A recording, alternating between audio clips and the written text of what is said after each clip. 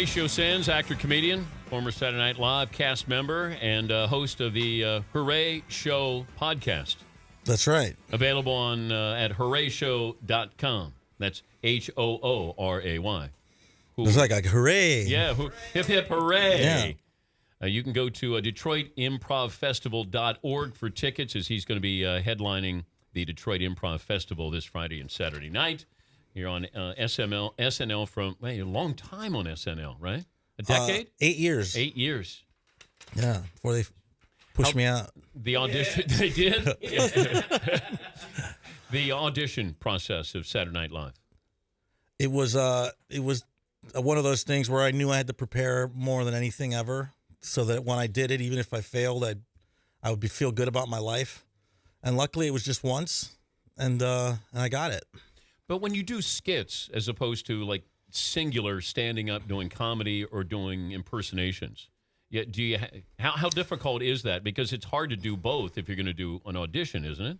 Well, what you do is you condense a scene into, like, you play the main part, and then you can probably play other little parts around it, but you're just getting out your character. So you have to do about 3 of those. So I wrote each little segment that a character would be in, and they had a different story. Like I did Robert Stack from Unsolved Mysteries. And instead of just doing Robert Stack, I did him as a guy who was getting prank calls from kids in his neighborhood because he was Robert Stack. So it's like, if you have any information about who's pranking me, please have them stop calling me. And stuff like that. Are you waiting for response? So Lorne Michaels is watching you, the head of Saturday Night Live? Yeah, and the big thing everyone tells you, the sound guy puts a mic on and he says, hey, look, no one laughs out there, so don't be thrown. So as soon as someone does laugh, you're like, oh, wow, I'm the greatest person ever. And so that really does give you, they were laughing at my bit, so I was feeling good about it. Then do you stay with the bit a little bit longer, or if they don't laugh, then you quickly change? No, because I kind of wrote it out. So, if they're laughing a little bit, I would milk it a little, but not enough to kind of change what my audition was, because it was all written out and planned. Ever felt intimidated with the talent on Saturday Night Live when you went in there and you kind of go, this is a pretty big room. There's only enough air in here. That's a great question. I never really felt intimidated because I felt I did something different than all of them. I was there with Will Ferrell and Sherry O'Terry and Molly Shannon and Chris Kattan. Those guys were the stars already, but that wasn't my comedy necessarily. So I just felt once I get a little shot to do my own thing, then that's all I need. What was the moment where you said, okay, I'm at home here? I did Ozzy Osbourne, and it was kind of like a walk-off Ozzy Osbourne. No, I'm sorry. No, it was a walk-off Meatloaf. It was me, Meatloaf.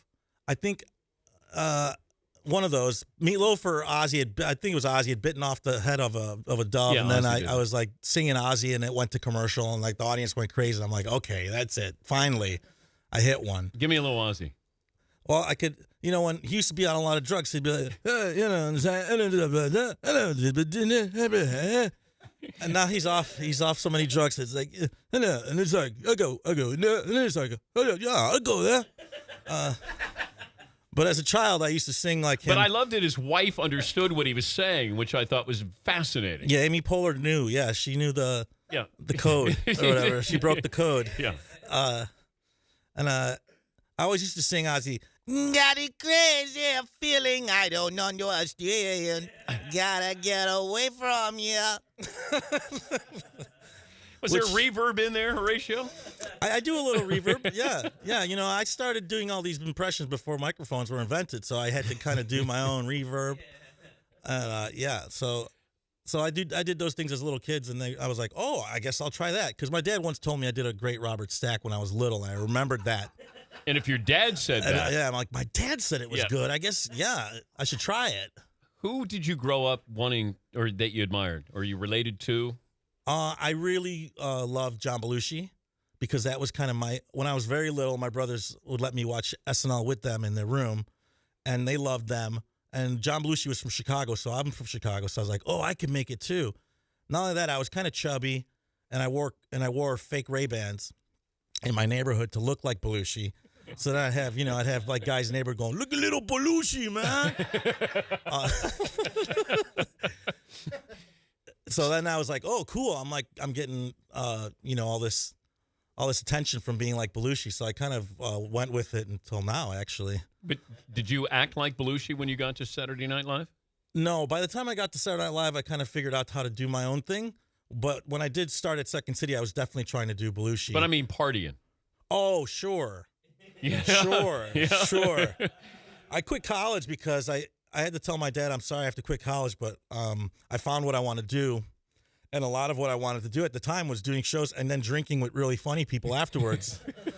And I did. I hung out with like Adam McKay, you know, the director of Anchorman and all that, and like before Will Ferrell. And so I got to hang out with these really funny dudes and get funnier and drinking. And I was like, there's no way I could be like, I got to quit this and go back to college. So that was a very hard conversation I had with my father. But how'd that phone call go? Well, I was with him in a room. Oh. And I thought he was going to cry a little bit. But then I said, Dad, I don't know. I mean, you know, to go to college, it's like, that's half admitting failure. Because what I want to do is act right now and do this thing. So he kind of, I think he was like, all right. A very supportive father. I used to do radio as a child in Chile, acting. So I think he always understood the acting bug and was always very supportive. Do you play to your heritage? How much do you do that or try to move past that? I don't care now. Like at the time when I first started SNL, my first big thing was a mariachi thing where I was like, too sexy. And I was like, oh, geez, I'm the first Latino cast member, and here I am as a mariachi. And so I took myself out of the sketch. I had to ask Lauren to take me out of a sketch because I knew it was going to be recurring. So right away, that was like one of the very hard decisions I had to make. So he took me out of the sketch. And then after I played like Ozzy and other white dudes, then people could see I can do everything and weren't quite sure what I was, Italian or Latino. Well, you get typecast, and then things will be written for you, or they'll include you, but you got to get out of that. Exactly. I did that at Second City, and I was very conscious to do that at SNL, too, to just not go for the easiest stuff and kind of show a different side. How tough was it to not break character on Saturday Night Live? Did you ever have one of those moments? You probably know, it's been very tough. It's always been very tough. And there's two ways to go at it. Like I definitely love great SNL comedy where no one's laughing and the story is really good and the sketch is really tight. Then there's this other side that I like to do, which is like, let's just have fun. The jokes are going to be in there, but there's also this live energy of people trying to make each other laugh and just having fun. And I always felt that was more Saturday Night Live than like a serious sketch that said something. Yeah, Paulie. There's a sketch that I liked a lot. You were aquarium repairman. Yeah. And that one, it looked like you couldn't hold it. Well, it was sometimes we'd pitch really dumb scenes and then they'd they'd get picked to go. And sometimes we were just doing them like, let's just F around, you know? And Jimmy and I, we did this thing called paper plate and paper cup boy, where we just kind of spun up paper cups until they like went all over. And that was it, you know? Wait, and they said, yeah, sure. Yeah, let's do it. So me, Alec Baldwin, and Jimmy are out there throwing plates in the ceiling. And then like, he's our boss at a pizza place. And he's like, we don't have cups now. So he's using like pouring Coke into a little aluminum cone. And an aquarium repairman is another scene that was picked to go. And then it got cut at dress. And it was basically, these New York guys would go like, hey, look at that. We got a freaky Federico Fellini over there. You know, if your guy mentions a movie, yeah. Or if you mention sports, we got a real Dan Patrick over here. And that's basically all we did. But we were laughing at how dumb it was, how we just went on a whole scene with very little. But do you think, why would Lorne Michaels greenlight that? I think Lorne knew that our energy was fun for the show. Oh, okay. So Lauren never specifically told me don't crack or don't try to make Jimmy laugh. But I heard rumblings like they don't like it. But he never told me. And I figured but Fallon he'll break easy, right? I think so. Yeah. But Will Ferrell struck me as he would never crack. He would. He's tough. He made me crack once. He was practicing for the New York City Marathon. And on this Saturday, he ran for a couple hours and didn't use any Vaseline on his legs. So he had these ungodly chafes on his thighs. Yeah. And that was the scene we did where he was wearing patriotic underwear for 9/11. he was wearing a American flag Speedo to honor the victims of 9/11. So we were in office, and then he just took every opportunity to like put his leg up and show me these horrible wounds. So he definitely got in on it and tried to make people laugh. I have the picture. It's very disturbing. Oh, of the chafe? Very, very, very tight outfit that Will has on there. Yes. Yeah. And he's very free with his body. Yeah, he never had a problem with nudity. He still doesn't, right? No. Should he have a problem with nudity? And he has some type of scar, like someone maybe took out his liver when he was in a foreign country. But he's like, hey, there it is. There's a scar in the middle of my stomach. There you go. All righty. Nice work. Yeah, well done. He's Horatio Sanz. Can you stick around? Absolutely. All right. He's the host of the Hooray Show podcast, available at hoorayshow.com.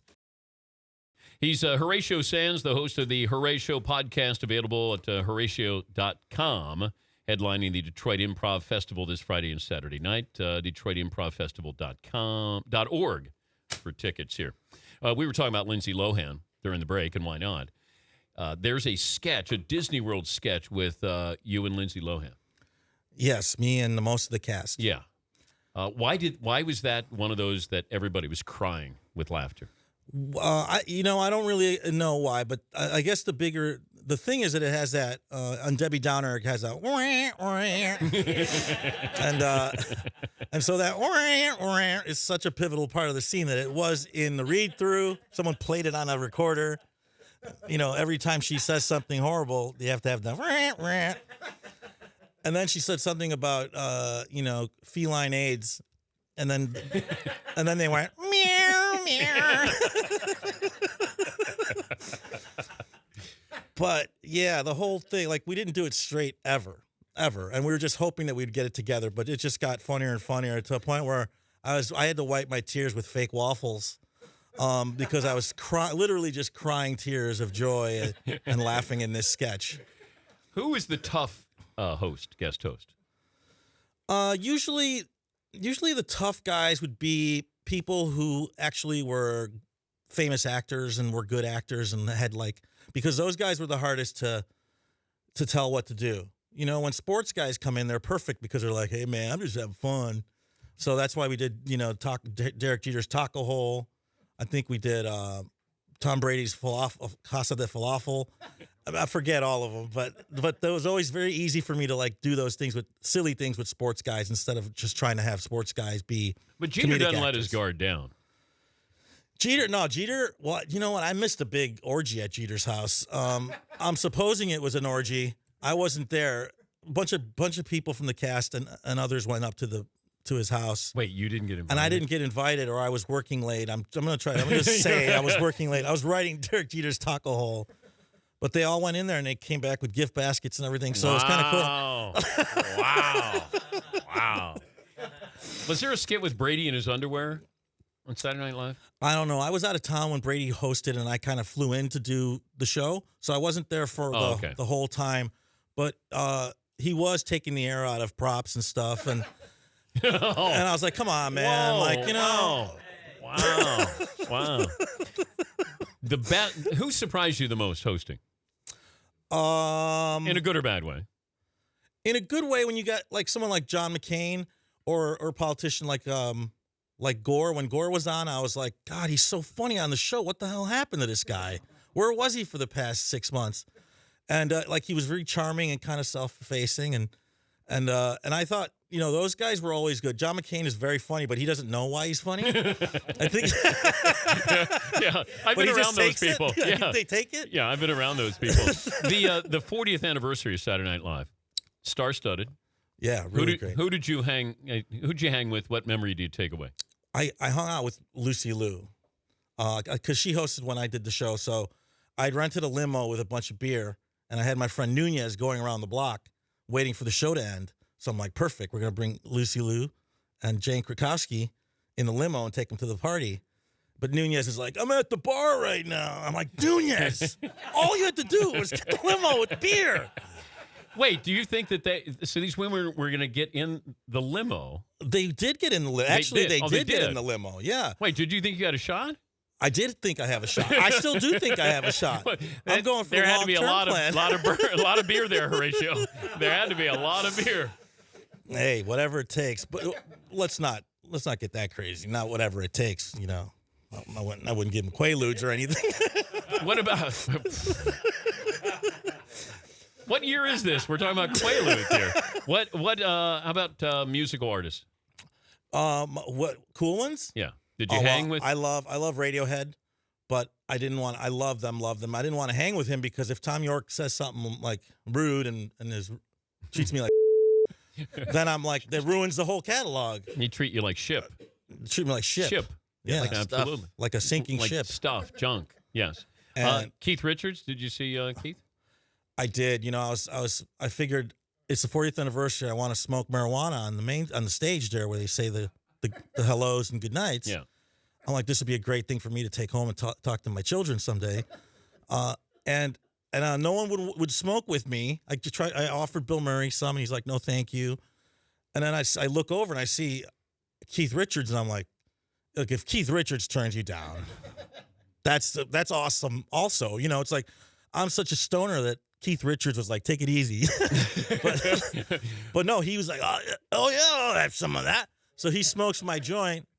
And then Jimmy sees out of the corner of his eye, so he's like, oh, I'm going to go down there. And then he pretends to smoke the joint. I don't know. I don't think he inhaled, everybody. Take it easy. Really? You didn't say which Jimmy. There's a lot of Jimmys out there. Oh, so many Jimmys. Yes. Yeah. This was Jimmy Kimmel, who was just hanging out. So Kimmel came back for Saturday Night Live. Kimmel came back just to get high with me and Keith Richards. Not Fallon. Never Fallon. Fallon's clean as a whistle. Absolutely. What would have hurt worse, that you don't get invited to Jeter's party or Keith Richards turns you down smoking pot? For me, I think the Keith Richards thing would have been pretty sad. It would have just been me with a joint up there by myself. Nothing sadder than smoking weed by yourself. Well, Lindsay Lohan would have joined you. She may have.